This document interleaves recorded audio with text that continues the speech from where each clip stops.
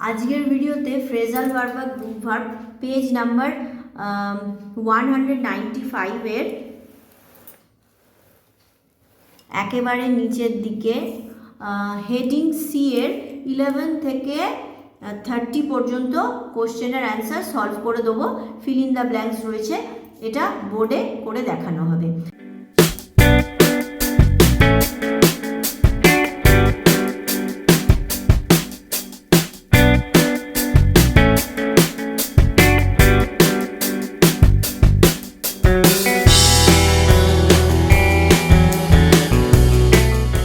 Hello my dear students, welcome to বোল পাজা tutorial.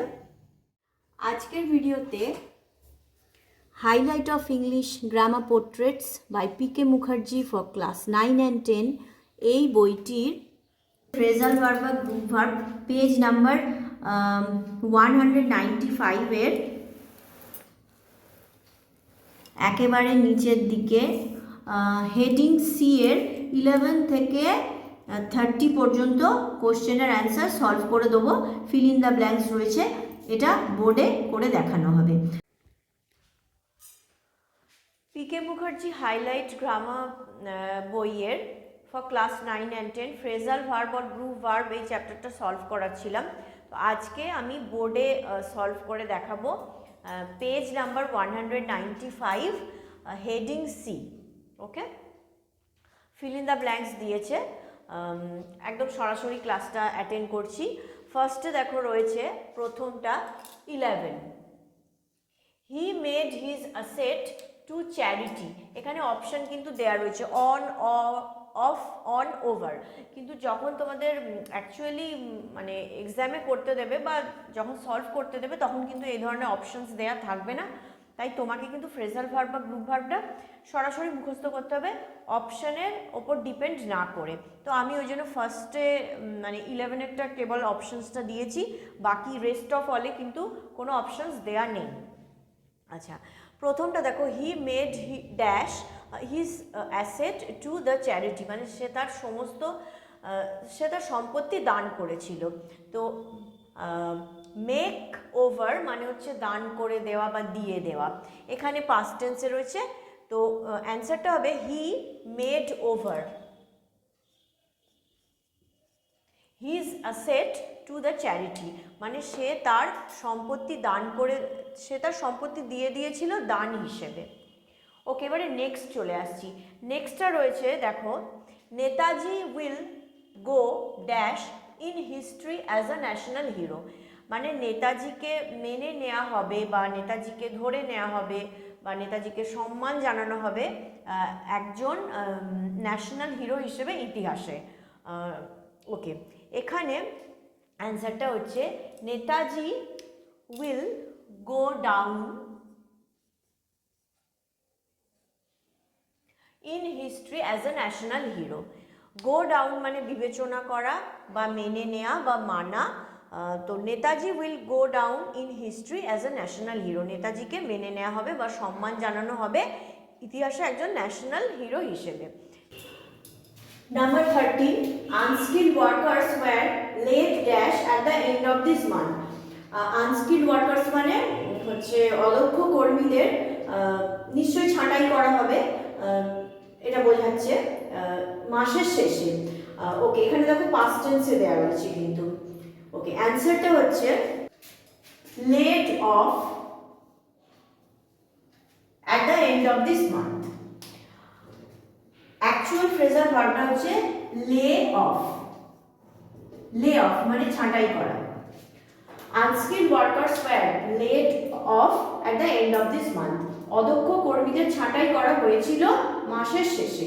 Next আছে number 14, she opened the door to let dash the guest, মানে সে দরজাটা খুলেছিল অতিথিদের ভিতরে আসার জন্য।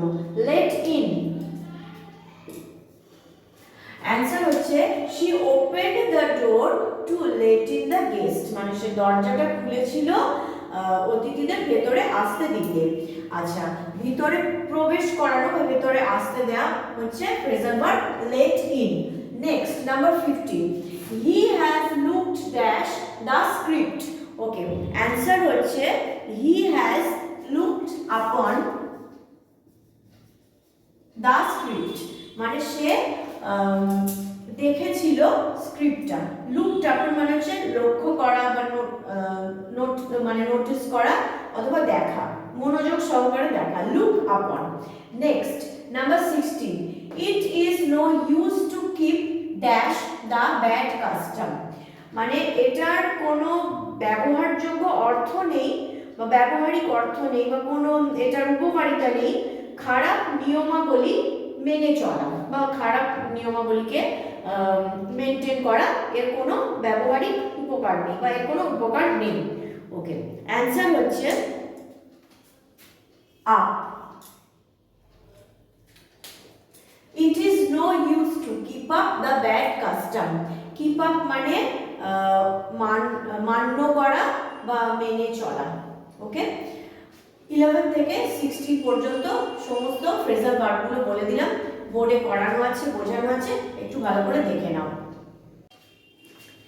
এবার 17 থেকে 24, ফার্স্ট দেখো রয়েছে their feelings were word dash by his wide remarks, মানে তাদের ফিলিংস মানে মনের ভাব বা তাদের ইন্সপিরেশন,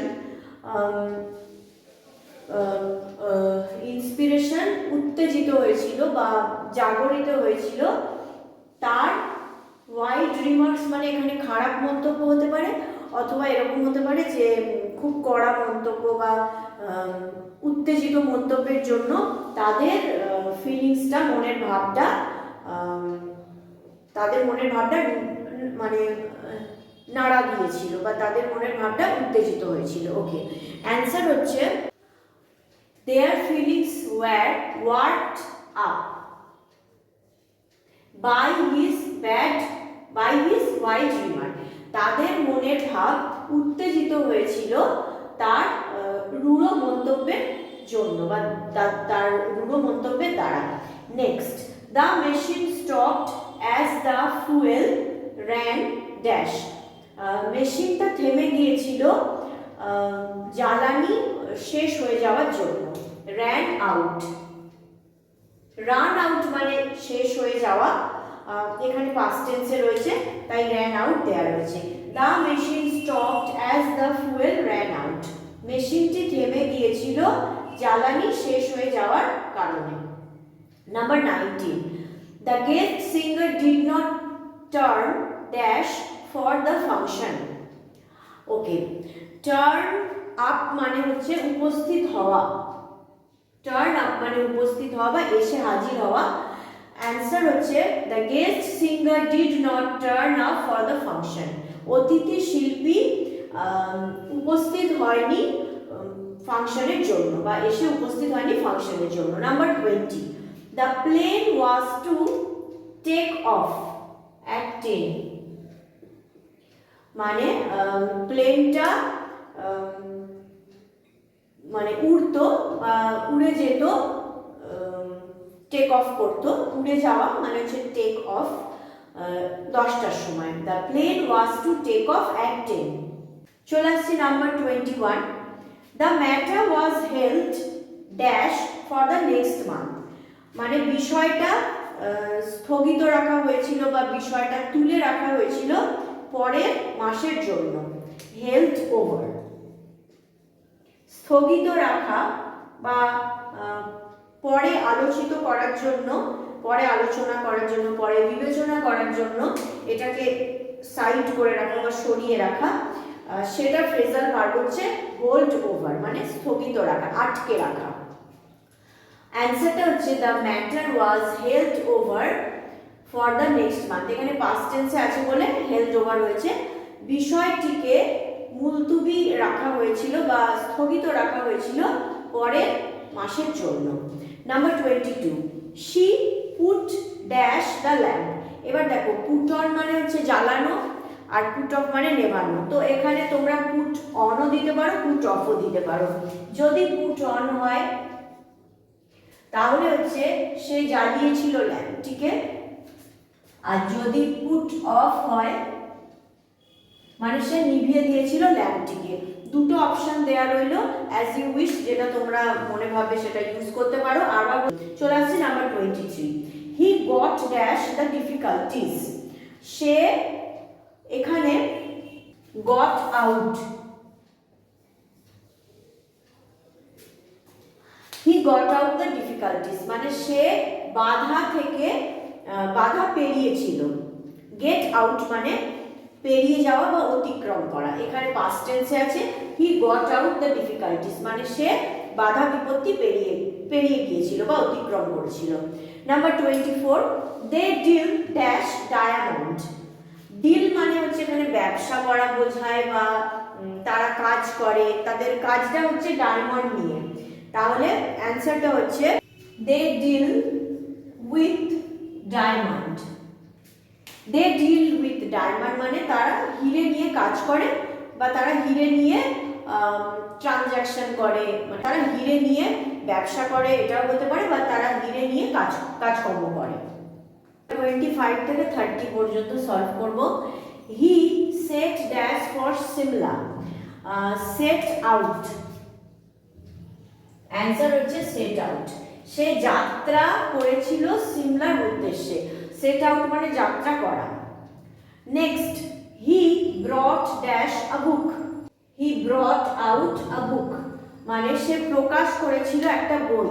ব্রিং আউট হচ্ছে প্রকাশ করা, এটা হচ্ছে অ্যাকচুয়াল ফ্রেজাল ভার্ব, এটা পাস্ট ফর্ম করলে ব্রট আউট হয়। নাম্বার 27, আই গট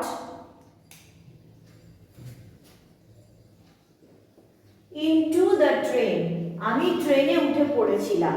উঠে পড়া ফ্রেজাল ভার্ব হচ্ছে গেট ইনটু বা প্রবেশ করা, এখানে পাস্ট টেন্সে আছে তাই I got into the train হয়েছে, আমি ট্রেনে উঠে পড়েছিলাম বা ট্রেনে প্রবেশ করেছিলাম।